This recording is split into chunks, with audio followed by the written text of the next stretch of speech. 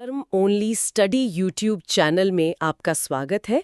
आज हम RPSC second grade परीक्षा के लिए मनोविज्ञान का एक बहुत ही महत्वपूर्ण टॉपिक लेने वाले हैं। जी, पुनर्बलन यानी रीइंफोर्समेंट। हाँ, और उससे जुड़े हुए जो सिद्धांत हैं उनको पढ़ेंगे और समझेंगे। और ये एक ऐसा टॉपिक है जिससे परीक्षा में प्रश्न निश्चित रूप से पूछे ही जाते हैं। बिल्कुल, तो चलिए फिर ध्यान से एक एक बिंदु को समझते हैं। तो सबसे पहले पुनर्बलन है क्या? मैं यहाँ से पंक्ति पढ़ती हूँ जो नोट्स में है। पुनर्बलन एक उद्दीपक व्यवहार है जो सदैव वांछित अनुक्रिया की संभावना को बढ़ाता है।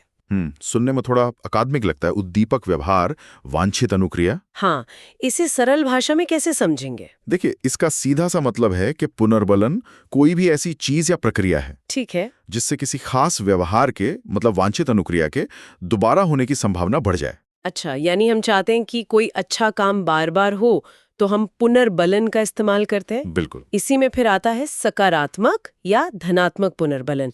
इसकी पंक्ति है, पुनर्बलन का वह स्वरूप जिसको पाने के लिए वांछित अनुक्रिया की संभावना बढ़े। जी, यहाँ पे जो पॉजिटिव शब्द है ना, वो बहुत जरूरी है। पॉजिटिव का मतलब यहाँ अच्छा नहीं है। तो फिर क्या है? इसका मतलब है कुछ जोड़ना, मतलब एडिशन। हाँ, हम किसी अच्छे व्यवहार के बाद कोई सुखद या पसंदीदा चीज जोड़ देते हैं। अच्छा, ताकि वो व्यवहार फिर से हो। हाँ, जैसे नोट्स में उदाहरण है, सफल होने पर मिलने वाले पुरस्कार, प्रतिष्ठा, प्रशंसा, सम्मान आदि। मतलब जैसे परीक्षा में कोई टॉप करता है तो उसे मेडल मिलता है, बिल्कुल। या सब उसकी तारीफ करते हैं। बिल्कुल। तो वो मेडल या प्रशंसा जोड़ी गई जिससे आगे भी अच्छा प्रदर्शन करने की प्रेरणा मिले। ठीक है, ये तो समझ आ गया। लेकिन अब आता है नकारात्मक या ऋणात्मक पुनर्बलन, और यहाँ ज्यादातर लोग कंफ्यूज होते हैं। हाँ, ये सबसे आम गलती है। इसकी पंक्ति है, पुनर्बलन का वह स्वरूप जिससे बचने और पलायन के लिए वांछित अनुक्रिया की संभावना बढ़े। यहाँ नेगेटिव का मतलब सजा बिल्कुल नहीं है। तो फिर नेगेटिव का मतलब है कुछ हटा लेना, मतलब सब्सट्रैक्शन। कुछ हटा लेना, पर उससे अच्छा व्यवहार कैसे बढ़ेगा? हम किसी अप्रिय या नापसंद चीज को हटा लेते हैं। जैसे उदाहरण देखिए, असफलता के कारण होने वाले अपमान और कष्ट को सोचकर पढ़ना। अच्छा। मान लीजिए कोई फेल होने पर होने वाली डांट या अपमान से बचना चाहता है, तो इस डांट से बचने के लिए वो पढ़ाई करता है। तो यहाँ डांट का डर हट रहा है और पढ़ने का व्यवहार बढ़ रहा है। अरे वाह, मतलब किसी बुरी चीज को हटाकर अच्छा व्यवहार बढ़ाना। बिल्कुल। तो ये तो हो गया पुनर्बलन जो व्यवहार को बढ़ाता है। अब बात करते हैं दंड की, पनिशमेंट की। जी, ये पुनर्बलन का ठीक उल्टा है। पंक्ति है, दंड एक उद्दीपक व्यवहार है जो सदैव अवांछित अनुक्रिया की संभावना को घटाता है। इसका एक ही उद्देश्य है, किसी गलत या अवांछित व्यवहार को भविष्य में कम करना या रोक देना। और इसके भी दो प्रकार होंगे, धनात्मक और ऋणात्मक। एकदम सही, और नियम भी वही है, जोड़ने और घटाने का। तो पहले धनात्मक या सकारात्मक दंड। पंक्ति है, जब किसी अप्रिय और कष्टकारी उद्दीपक की प्राप्ति से अवांछित अनुक्रिया की संभावना घटे। इसका मतलब है कि किसी गलत व्यवहार के बाद कोई अप्रिय चीज दी जाती है या जोड़ी जाती है, ताकि वो व्यवहार दोबारा ना हो। हाँ, जैसे उदाहरण है, बदमाशी करने पर डांट देना। बच्चे ने शरारत की, जो कि एक अवांछित अनुक्रिया है। हाँ, और उसे डांट पड़ी, जो एक अप्रिय उद्दीपक है। तो भविष्य में वो डांट से बचने के लिए शरारत कम करेगा। समझ गई।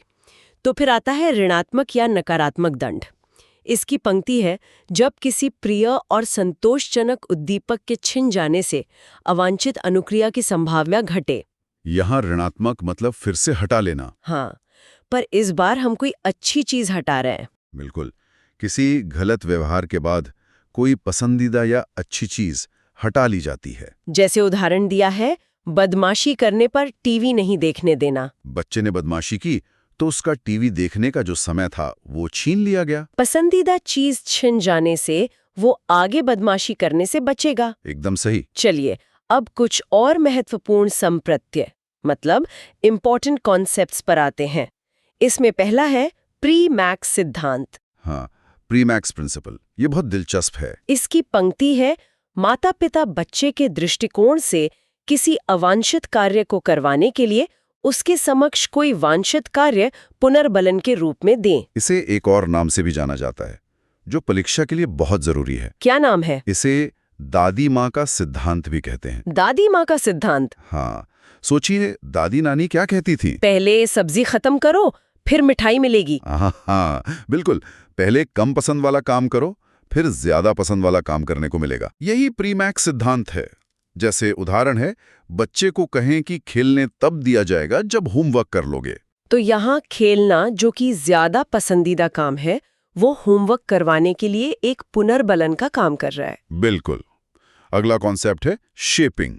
पंक्ति है, वांछित अनुक्रिया के निकट की सभी अनुक्रियाओं को पुनर्बलित करना ताकि अंततः अपेक्षित परिणाम प्राप्त हो, शेपिंग कहलाता है। ये थोड़ा जटिल व्यवहार सिखाने के लिए होता है।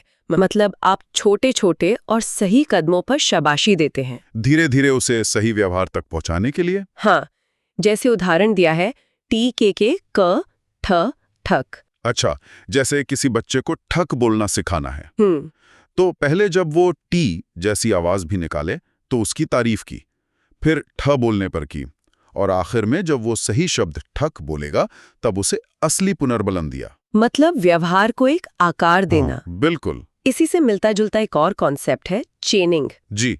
पंक्ति है, ये है एक विधि है जहां संपूर्ण क्रिया के अनुक्रिया उद्दीपक की श्रृंखला में बांट दिया जाता है, जहां अंतिम क्रिया तक पहुंचने पर ही पुनर्बलन मिलता है।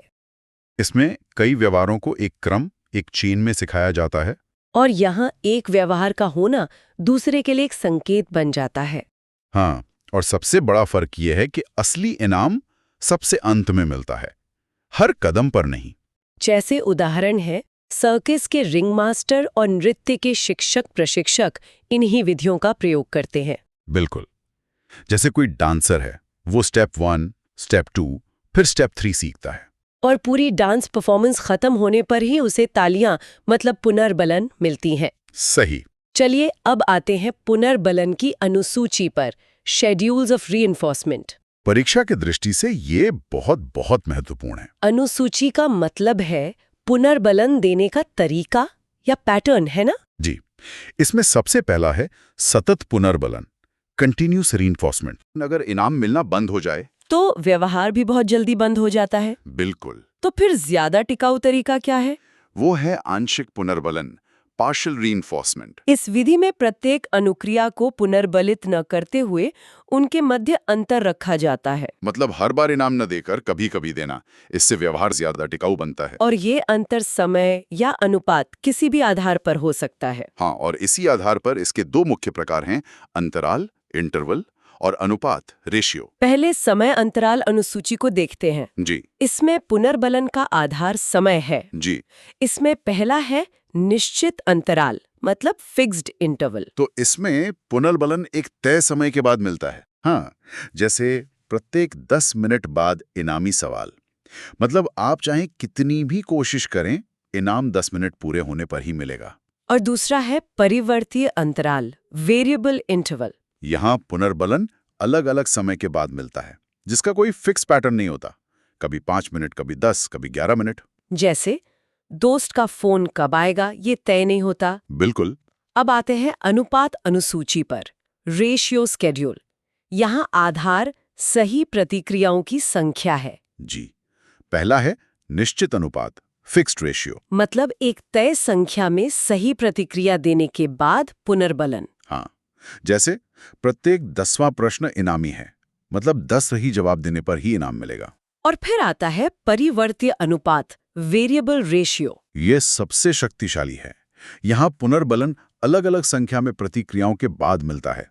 जैसे कभी 10वीं बार में, कभी 11वीं, कभी 15वीं। इसका सबसे अच्छा उदाहरण है स्लॉट मशीन या लॉटरी।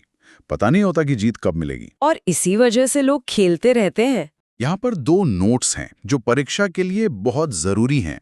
पहला है, निश्चित की तुलना में परिवर्त्य प्रक्रियाओं में अनुबंधन शक्तिशाली होता है। मतलब वेरिएबल शेड्यूल फिक्स्ड शेड्यूल से ज्यादा मजबूत होते हैं। ठीक है। और दूसरा, परिवर्तीय अनुपात अनुसूची के द्वारा सर्वाधिक शक्तिशाली अनुबंधन होता है। अच्छा, तो ये सबसे महत्वपूर्ण बिंदु है। वेरिएबल रेशियो शेड्यूल सबसे ज्यादा शक्तिशाली होता है। जी, और व्यवहार को बनाए रखने में सबसे प्रभावी भी।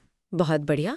अब अंत में पुनर्बलन के प्रकार देख लेते हैं। प्राथमिक और द्वितीयक। जी, प्राथमिक पुनर्बलन की पंक्ति है, वे पुनर्बलन जो जैविक रूप से महत्वपूर्ण है, ये हमारी शारीरिक जरूरतें हैं जिन्हें हमें सीखना नहीं पड़ता, जैसे भोजन, पानी आदि। हाँ, और फिर है द्वितीयक पुनर्बलन।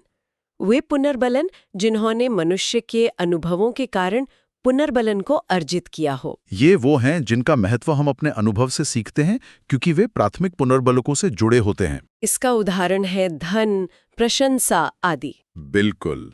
जैसे पैसा खुद भूख नहीं मिटाता, लेकिन हम सीखते हैं कि उससे भोजन खरीदा जा सकता है। इसलिए पैसा एक शक्तिशाली द्वितीयक पुनर्बलन है। सही। चलिए तो आज की क्लास का एक क्विक रिवीजन हो जाए। जरूर। तो हमने सीखा कि पुनर्बलन व्यवहार को बढ़ाता है और दंड व्यवहार को घटाता है। और पुनर्बलन और दंड दोनों के दो प्रकार हैं। पॉजिटिव मतलब कुछ जोड़ना और नेगेटिव मतलब कुछ हटाना। हमने प्रीमैक्स सिद्धांत यानी दादी माँ का सिद्धांत भी पढ़ा। और पुनर्बलन की 4 मुख्य अनुसूचियां देखी: निश्चित अंतराल, परिवर्त्य अंतराल, निश्चित अनुपात और परिवर्त्य अनुपात। और सबसे शक्तिशाली अनुसूची कौन सी है? परिवर्त्य अनुपात, वेरिएबल रेशो। बिल्कुल सही। और अंत में हमने प्राथमिक यानी जैविक और द्वितीयक यानी सीखे हुए पुनर्बलकों के बीच अंतर को समझा। तो इसी के साथ आज की क्लास यहीं खत्म करते हैं। इसी तरह पढ़ते रहो, मस्त रहो, मुस्कुराते रहो।